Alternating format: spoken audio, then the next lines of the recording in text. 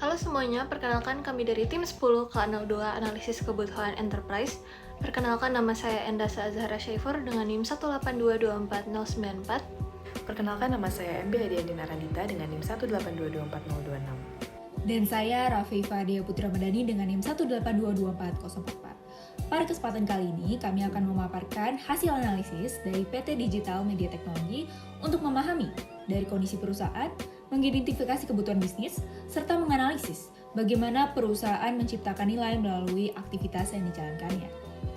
PT Digital Media Technology atau yang bisa disebut dengan DMTech merupakan perusahaan solusi IT yang berdiri pada tahun 2018 dan berlokasi di Cilandak, Jakarta. Perusahaan ini berfokus pada penyediaan solusi digital bagi kebutuhan enterprise dan telah dipercaya oleh berbagai klien besar seperti Telkomsel, Pertamina, Bank Mandiri, Indosat, hingga Huawei. Dalam menjalankan bisnisnya, DMTech memiliki visi untuk menjadi mitra teknologi terpercaya bagi perusahaan di Indonesia melalui solusi digital yang inovatif dan juga berkelanjutan. Untuk mewujudkan visi tersebut, DMTech menyediakan 5 layanan utama, yaitu software development, big data, IoT, IT infrastructure, dan juga maintenance support.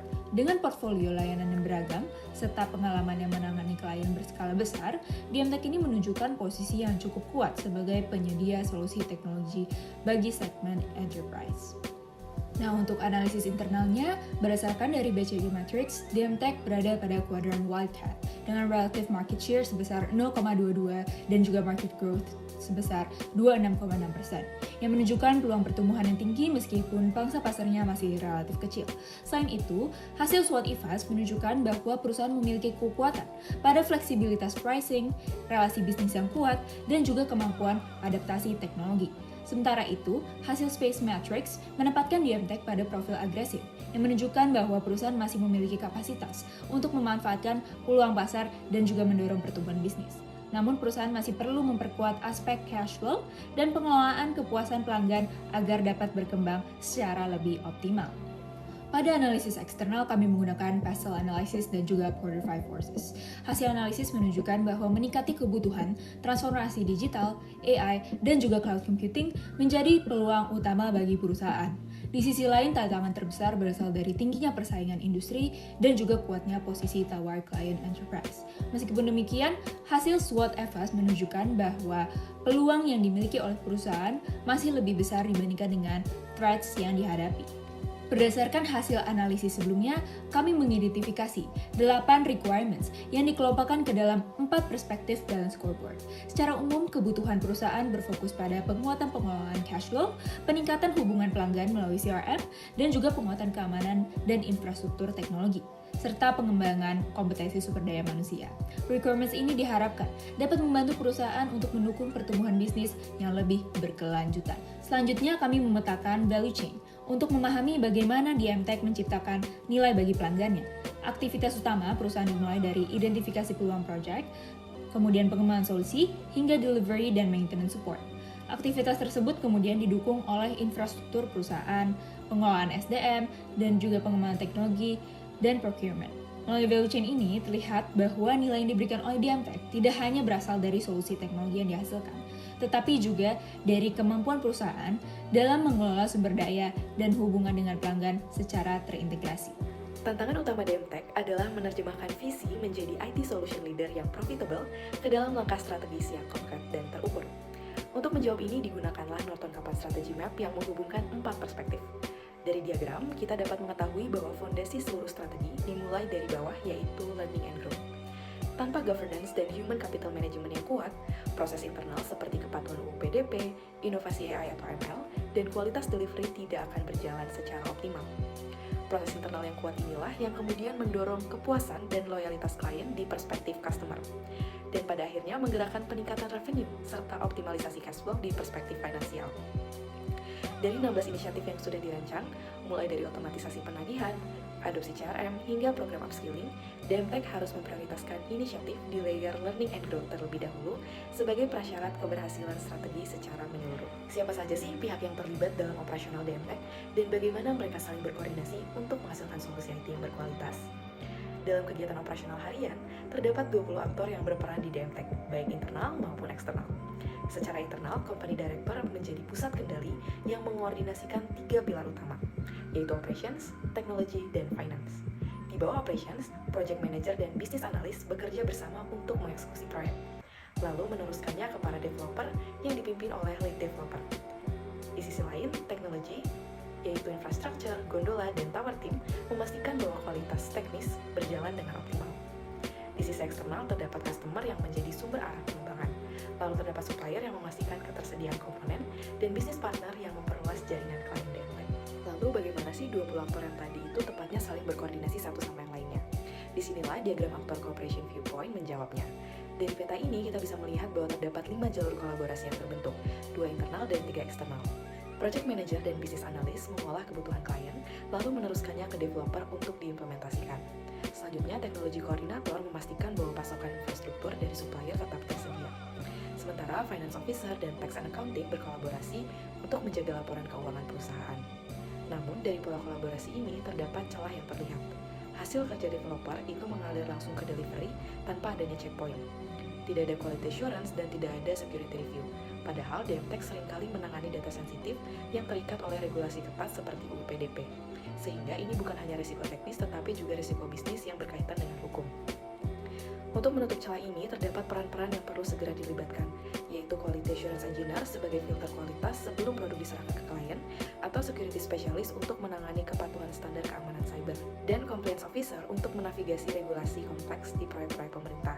Dengan 3 tambahan ini, kolaborasi antar aktor DMTech itu bisa berjalan dengan aman dan siap untuk menghadapi proyek berskala besar. Setelah mengetahui aktor-aktor yang terlibat dan bagaimana mereka berkolaborasi, pertanyaan selanjutnya adalah, seberapa matang kemampuan DMTech untuk mendukung aktivitas-aktivitas kolaborasi tersebut? Pada slide ini, 13 kapabilitas telah dipetakan ke 3 kategori dan diberi warna berdasarkan maturity levelnya. Kapabilitas yang sudah kuat seperti Human Resource Management, Teknologi Infrastructure, dan juga Financial Planning yang berada di level Quantitative Manage. Tetapi terdapat hal menarik di mana 3 kapabilitas ini menyimpan kelemahan di bawahnya. Human Resource sudah kuat, tetapi staff upskilling masih berwarna oranye karena pelatihan belum bersifat formal. Tech Infrastructure juga sudah kuat, tetapi website marketing berwarna oranye karena belum dioptimalkan sebagai media promosi. Financial Planning juga sudah berwarna hijau, tetapi cash flow justru berwarna merah karena penagihan masih bersifat manual. Jadi kapabilitas ini kuat di permukaan, tetapi fondasi atau subkapabilitasnya masih harus diperbaiki. Maka subkapabilitas yang tertinggal ini harus diperkuat, terutama otomatisasi cash flow, lalu juga program pelatihan yang bersifat formal, lalu mengoptimalkan penggunaan website untuk promosi dan branding. Aliran produksi dari DMTech dipetakan melalui value stream diagram sebagai berikut. Berdasarkan pemetaan yang telah dilakukan, terdapat 5 tahap utama dalam siklus IT Solution Delivery oleh DMTech, yaitu Identification dan Qualification, Unwishing dan Proposal, Kick-off dan Development, Delivery dan Validasi, serta yang terakhir adalah Maintenance. Temuan kritis dari analisis ini adalah bahwa total lead time end-to-end mencapai 139 hari, sementara proses time efektif hanya sebesar 95 hari. Hal ini mengindikasikan bahwa sekitar 44 hari atau 32% dari keseluruhan waktu terbuang dalam bentuk waiting time yang tidak memberikan nilai tambahan. Bottleneck terbesar ditemukan pada tahap kick-off dan development dengan lead time mencapai 90 hari, jauh melampaui tahap-tahap lainnya. Tahap ini menjadi prioritas utama dalam upaya peningkatan efisiensi operasional DMTech secara keseluruhan. Untuk pemaparan tahap-tahap IT Solution Delivery yang lebih terstruktur, berikut adalah value stream modeling. Di sini, mencakup kriteria in and out, value item yang dihasilkan, serta stakeholder yang terlibat dari setiap tahap dari siklus IT Solution Delivery. Sebagai contoh, pada tahap identifikasi dan kualifikasi, menghasilkan shortlist proyek yang terkualifikasi dengan input berupa informasi tender dari LPSA. Contoh lainnya di tahap unwishing dan proposal, menghasilkan kontrak yang telah ditandatangani sebagai bukti komitmen formal antara DMTech dan klien. Terdapat 2 poin kunci yang menjadi perhatian. Yang pertama adalah Project Manager merupakan satu-satunya peran yang hadir hampir di seluruh tahap, menjadikannya titik akuntabilitas utama dari setiap proyek. Kedua, tahap maintenance di sini diposisikan sebagai tahap formal, bukan sekedar hanya layanan purna jual. yang mencerminkan komitmen strategis DM-Tech terhadap hubungan jangka panjang dengan klien mereka. Selanjutnya, berikut adalah BPMN atau Business Process Model Annotation yang menggambarkan secara rinci alur kerja lintas fungsi dalam organisasi DM-Tech. Terdapat 5 peran utama yang beroperasi secara paralel, yaitu Project Manager, Customer, Business Analyst, Developer, dan Finance Officer. Adapun fase dalam bisnis proses ada 3, yaitu inisiasi, eksekusi, dan penutupan. Inisiasi mencakup pengajuan kebutuhan oleh customer yang melibatkan spesifikasi teknis oleh business analyst, eksekusi melibatkan pengembangan iteratif oleh developer, dan penutupan mencakup serah terima produk dan proses pembayaran final. Dalam proses ini, titik resiko utama terdapat pada tahap UAT, di mana revisi yang ekstensif dari pihak klien berpotensi memperpanjang siklus teknis. Beralih ke perencanaan strategis, berikut adalah Hoshin Kanri.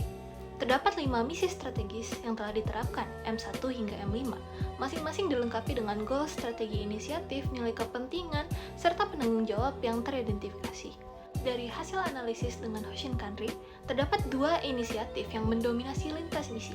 Yang pertama adalah inisiatif 06 atau I06 terkait CSAT atau kepuasan pelanggan, yang memperoleh skor importance tertinggi secara keseluruhan, yang mencerminkan bahwa kepuasan klien adalah salah satu prioritas tertinggi oleh DM-Tech. Selain itu, inisiatif 12 atau I12 mengenai kemitraan vendor AI muncul pada 2 misi berbeda, yaitu Mission 4 dan Mission 5. Menandakan signifikansinya dalam agenda transformasi teknologi perusahaan DM-Tech. Secara struktural, Mission 1 dan 2 dari Hoshin Kanri ini bersifat fondasional, berfokus pada pemeliharaan margin dan kepatuhan regulasi di internal DM-Tech. Sementara misi 3, 4, dan 5 bersifat ekspansif dalam mendorong loyalitas klien, inovasi teknologi, dan penetrasi pasar retail. Hal ini mencerminkan keseimbangan strategis antara konsolidasi internal dan pertumbuhan eksternal oleh DM-Tech. Terakhir, berikut adalah 5 aksi konkret dari 5 inisiatif strategis yang telah diprioritaskan oleh DM-Tech. Inisiatif-inisiatif tersebut dilengkapi dengan bisnis objektif yang terukur, action utama yang perlu dilakukan, capability yang dibutuhkan, serta keterkaitannya dengan value stream yang relevan. Pola strategis yang teridentifikasi menunjukkan bahwa DM-Tech memilih untuk mengambil pendekatan dari dalam keluar, dimulai dari penguatan operasional internal dari DM-Tech melalui I04 berupa pembangunan cost estimation tool untuk efisiensi pre-sales, dan I14 berupa program pelatihan IT bagi staf non-IT. Selanjutnya, setelah internal sudah selesai, DM-Tech baru bergerak ke arah eksternal melalui I06 untuk peningkatan kepuasan klien berbasis CRM, I08 untuk penetrasi pasar retail melalui data-driven marketing, dan I12 untuk kemitraan strategis dengan vendor ekosistem AI. Dari seluruh analisis, mulai dari PESTEL, 5 Forces, Value Chain, hingga Capability Mapping, satu kesimpulan yang jelas adalah DM-Tech memiliki posisi yang kuat, tetapi masih terdapat celah yang harus ditutup sebelum bisa tumbuh berkelanjutan. Celah utamanya ada 3, yaitu cash flow yang masih manual, kompetensi SDM yang belum merata, dan kepatuhan regulasi yang belum sepenuhnya. Maka, 3 strategi disusun dari dalam keluar, yaitu perkuat fondasi keuangan melalui cost estimation tool dan penagihan otomatis, tingkatkan SDM dan layanan berbasis CRM, lalu ekspansi ke pasar retail dan ekosistem AI. Jika ketiga strategi ini berjalan, targetnya yaitu net profit naik hingga 5%, customer satisfaction meningkat, 100% staff non-IT ikut upskilling, dan minimal 1 proyek AI atau ML terrealisasi. Dengan begini, DM-Tech siap memimpin di industri solusi IT Indonesia. Sekian penyampaian dari kelompok kami mengenai DM-Tech dan terima kasih.